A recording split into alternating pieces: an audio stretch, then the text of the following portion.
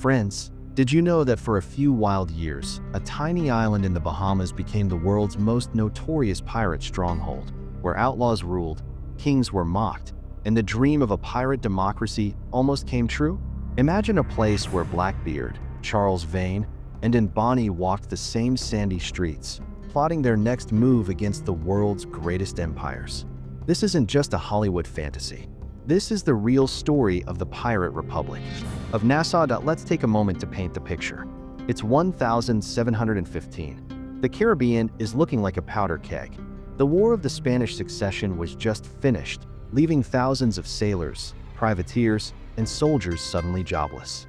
The British Empire is so overstretched that it barely can keep order in its far-off distant colonies. And right in the middle of the turquoise Bahamian Sea is New Providence Island, where the sleepy port of Nassau sits. This moment, Nassau is simply a group of wooden shanties and an old fort with shallow waters and coves all around it. Its geography is excellent, right on the trade routes of Europe, America, and the Spanish Main. Merchant ships, heavily laden with gold, sugar, and rum, sail through every week. And where is the Royal Navy? Not in sight. The people of the island come from what can only be described as a ragtag group of people: half-dead sailors, escaped slaves, normal men searching for ill-gotten gains, and a few frightened settlers. There's no law and order here. The governor of the British colony has fled. The fort is falling apart. No, the only authority here comes with the barrel of a pistol, but in this morass, extraordinary things are about to happen.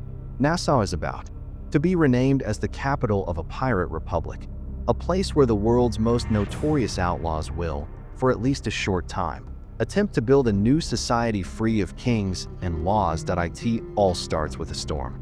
In July 1715, a Spanish treasure fleet, 11 ships strong, set sail from Havana, loaded with gold and silver from the New World.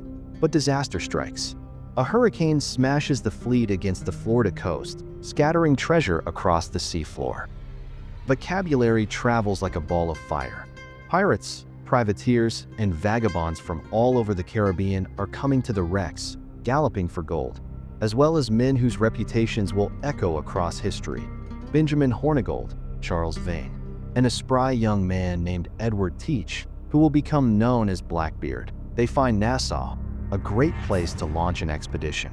Deepwater harbor, but too shallow for the big Navy ships.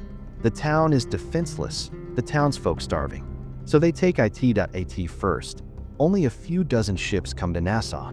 Soon hundreds of pirates will call Nassau home. They will make their own rules, elect their own leaders, and fly the black flag overhead forthrightly. The world's empires will look at the expanding tailor-made empire Nassau has carved out for itself and respond with horror.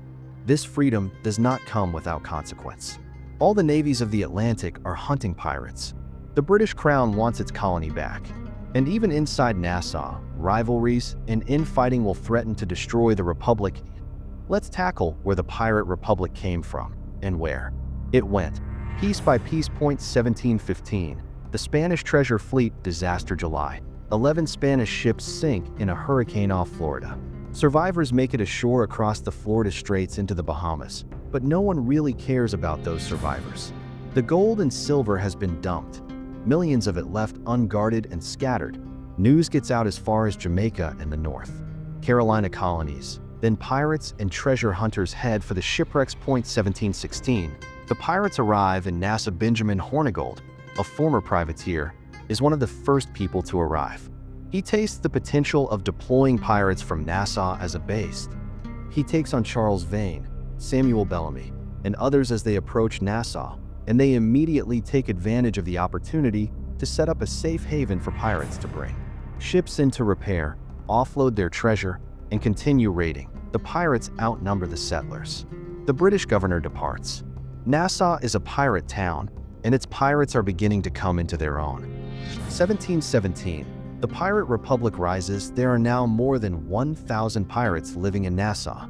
They set up their own council with elected captains and quartermasters, and they vote on decisions instead of decreeing decrees. The pirates create their own code, or codes for separating loot, settling disputes, and punishing traitors. Edward Teach, soon to be dubbed Blackbeard, is rising to the top. He is a legend, with his outlandish appearance, wild beard, slow-burning fuses threaded through his hat. The pirates start attacking ships from all countries, taking along their gold, rum, and supplies, and the world's empires are angry. 1718. The British issues a response. King George I issues a royal proclamation. A pardon is granted to any pirate who comes in and surrenders, and death is granted to those who do not. William Rogers is appointed governor of the Bahamas. He is a tough, former privateer who is expected to crush the pirates and re-establish British rule. Rogers sails into Nassau with a fleet of warships. Many pirates accept the king's pardon. Some pirates, such as Charles Vane, refuse and escape. Blackbeard escapes until he is just a legend.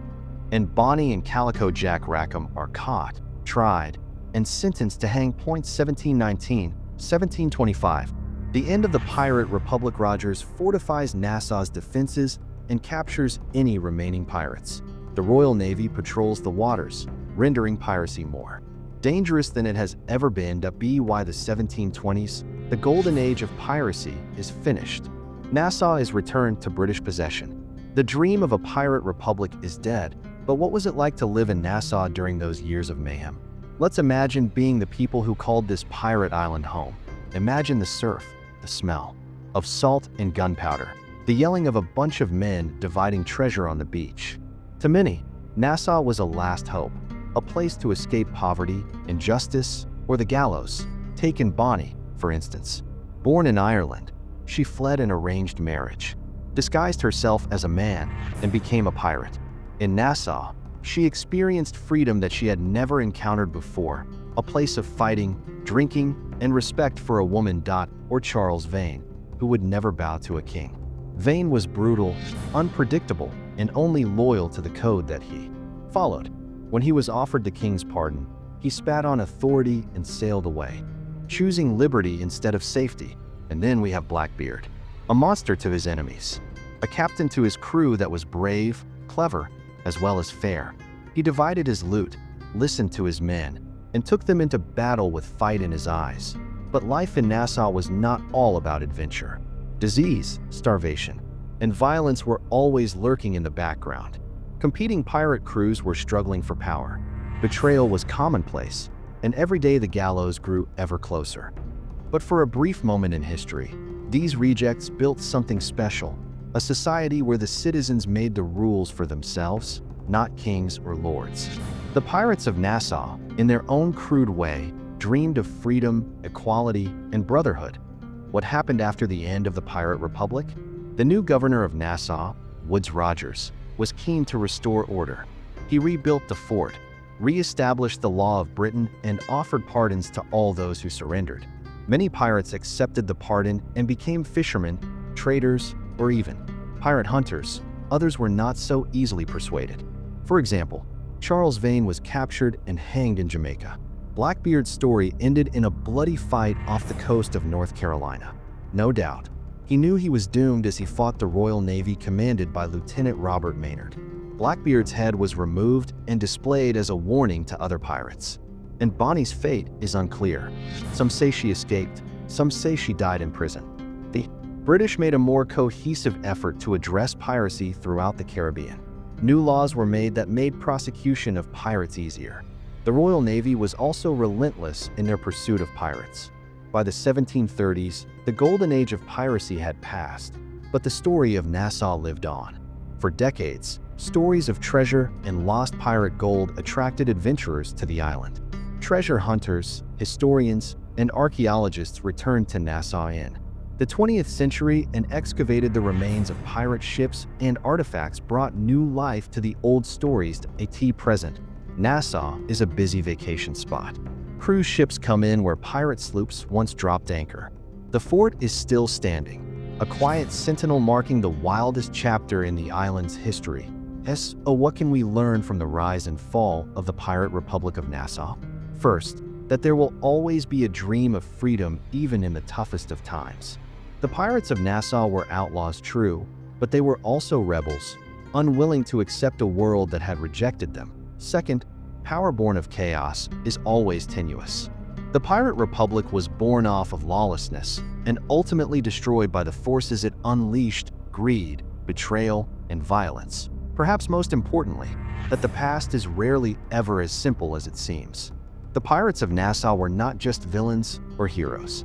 They were flawed and fearless men and women in search of a place to belong.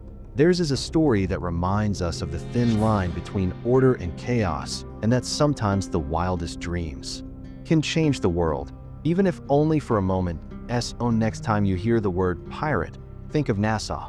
Think of the dreamers, the fighters, and the outcasts in the republic of pirates they created at the end of the world. And ask yourself, what would you have done if you had been there, in the true pirate island of America?